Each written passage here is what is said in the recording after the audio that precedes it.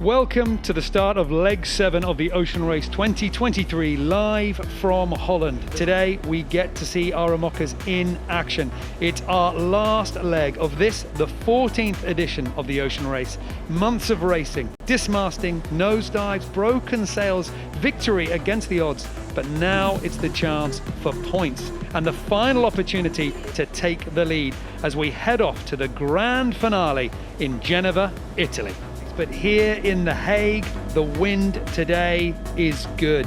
Flat water and sunshine also in the mix, and this makes today a great day to head offshore. Well, the departure that we're very familiar with these days as we head out to the beach just off the Hague here, we're going to have a reaching start. So it's about crossing that line at peak speed, and it's a left-hand turn around the course. We head out to Mark 1. We're going to do a jibe between Mark 1 and Mark 2, reach back, tack upwind round group 4 through the start line. We're looking for 2 laps. We go through the start line and then Mark 1 and 2 become our leaving gate as we head off to Genova.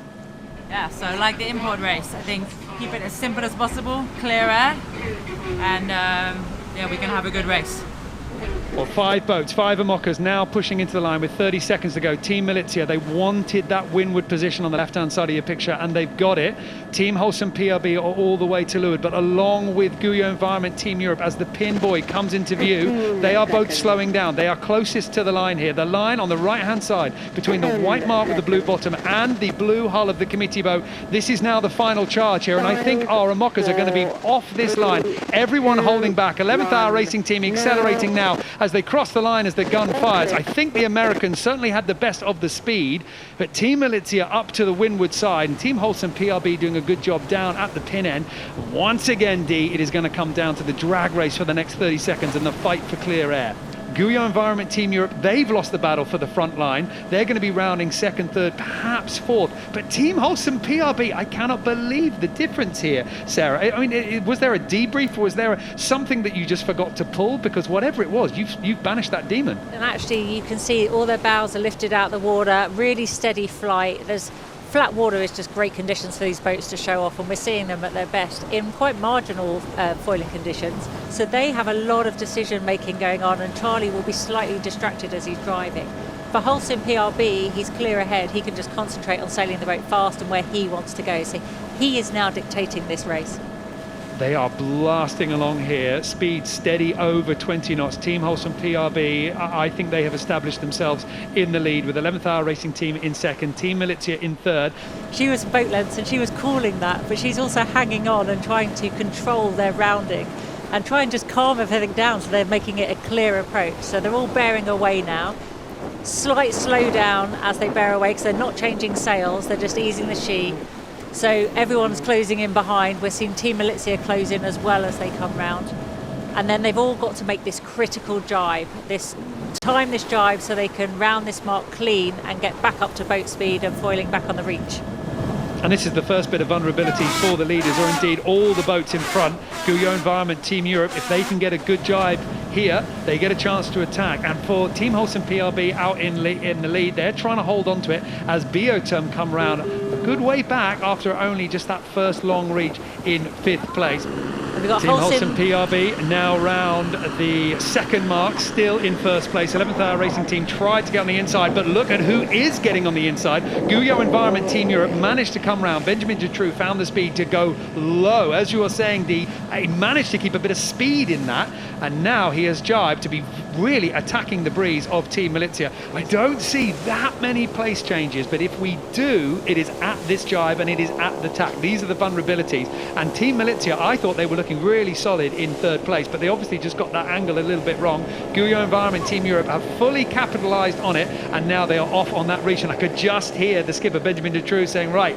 let's go. And I love the fact, the idea that the energy that this team has built up over the last few days is just powering them on. Team Holcim-PRB still in the lead, and it's going to be a sharp left-hand turn to take this boat upwind.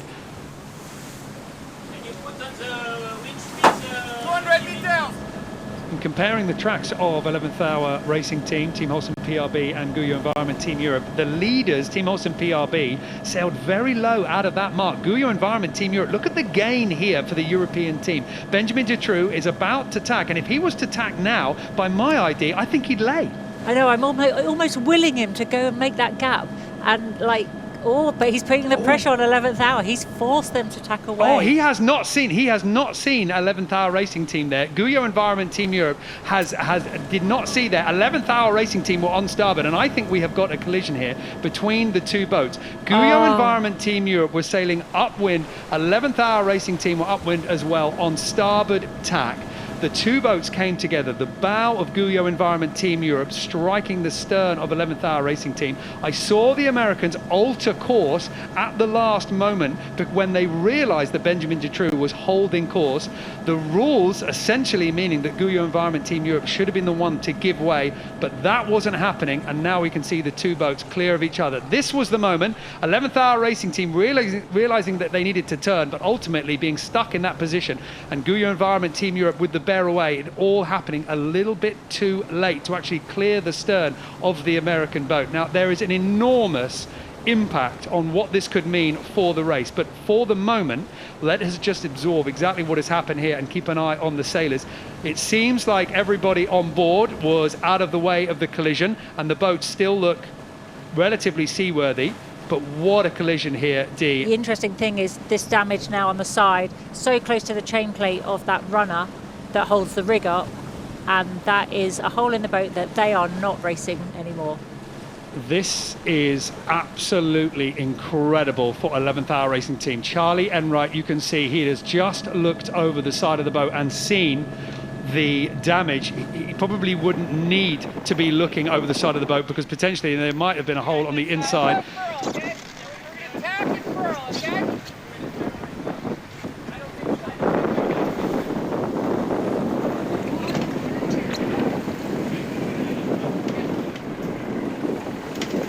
This is incredible scenes out in the water of the Hague. All the lines are clear, okay?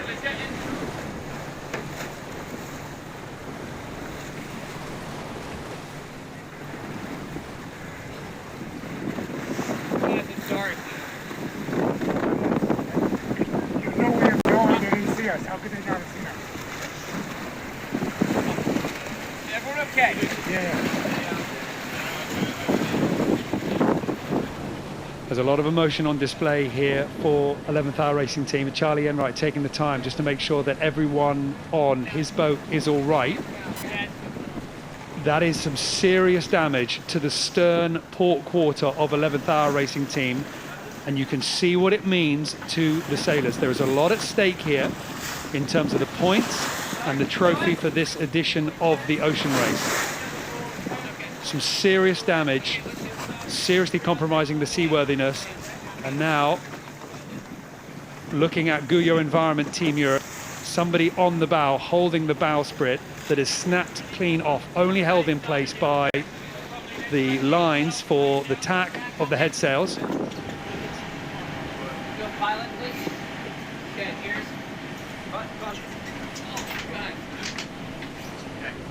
It's a lot of emotion there. Jack Boutel on 11th Hour Racing Team clearly showing what it means.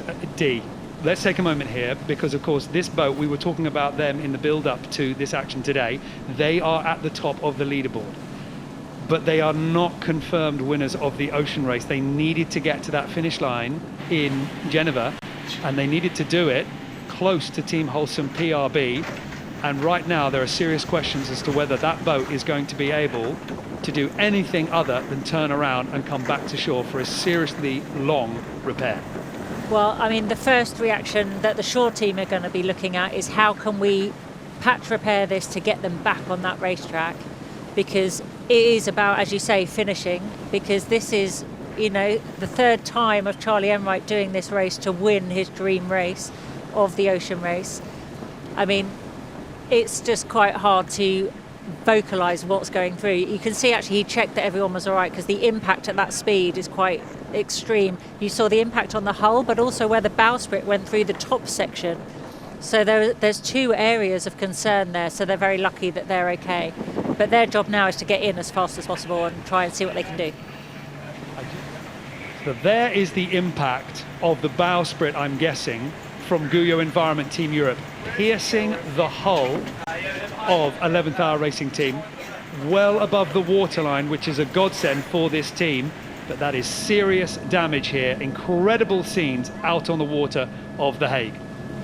Well, meanwhile, out on the racetrack, the adventure continues. Team Holcim-PRB are still making their way around this course.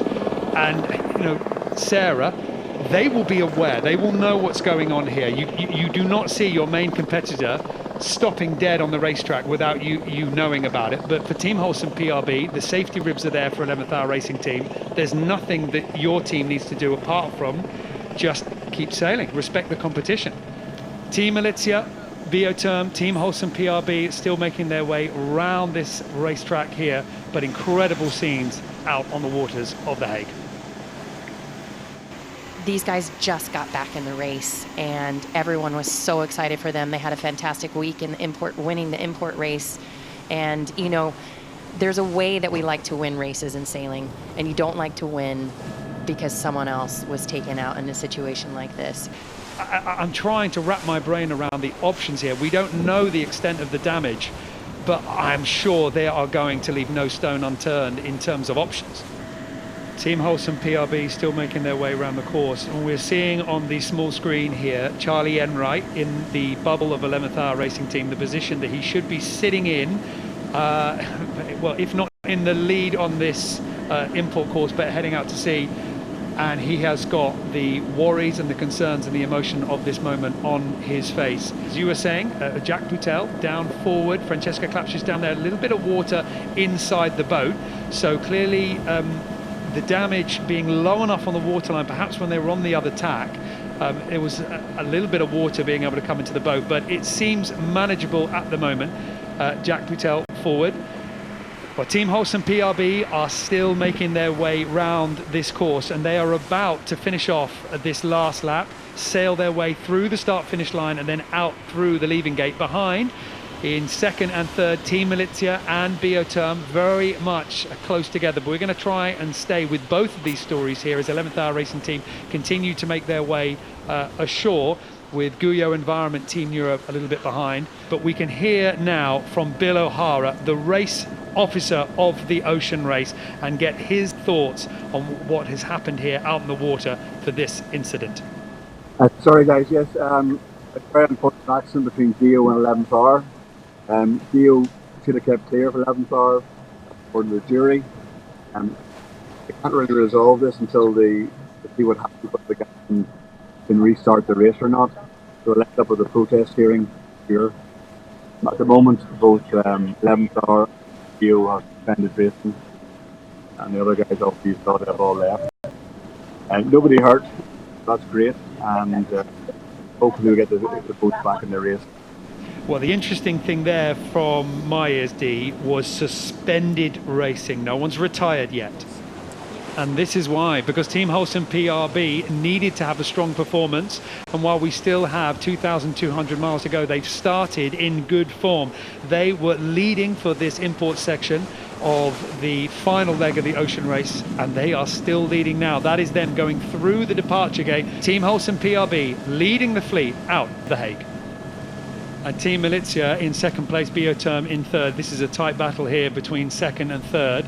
Team Militia are now coming through the departure gate in second place. They've had a strong performance here, even with the lighter winds. Paul Mayer and GUYOT hot on their heels, right on their stern here. And these two boats are lining themselves up for a very intense few hours as the sun comes down here in Europe.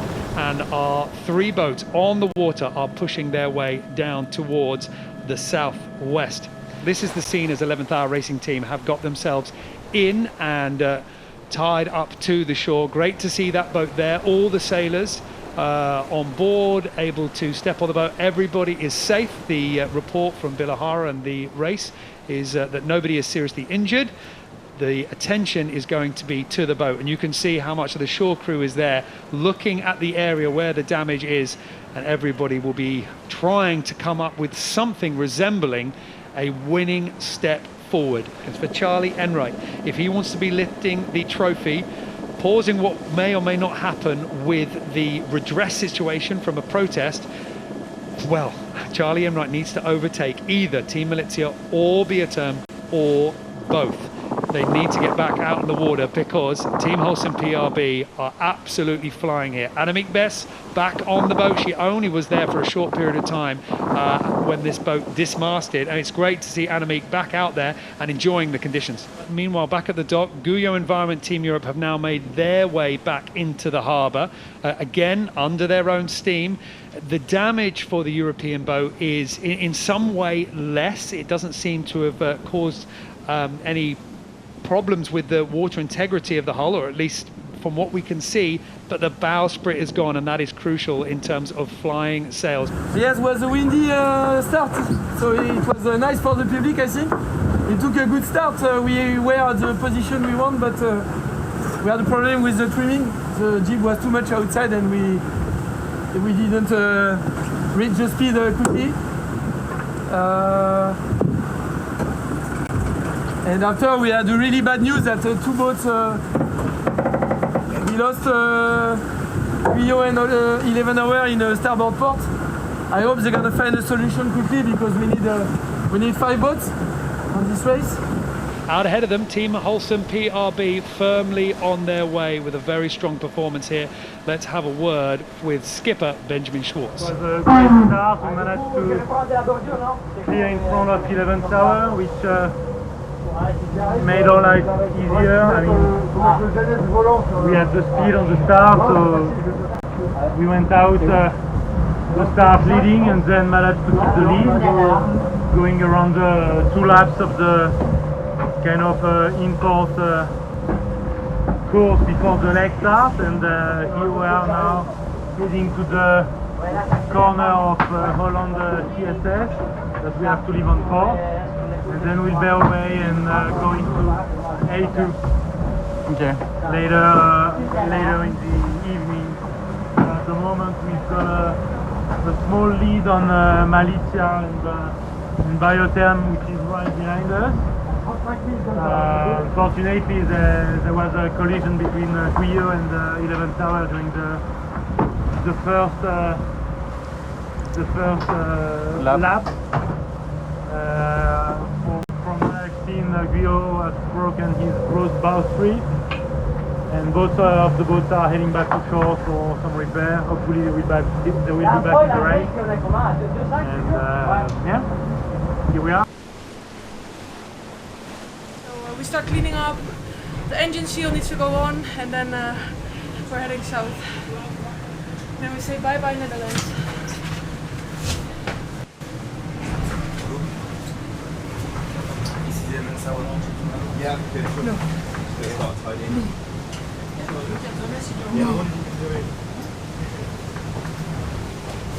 No.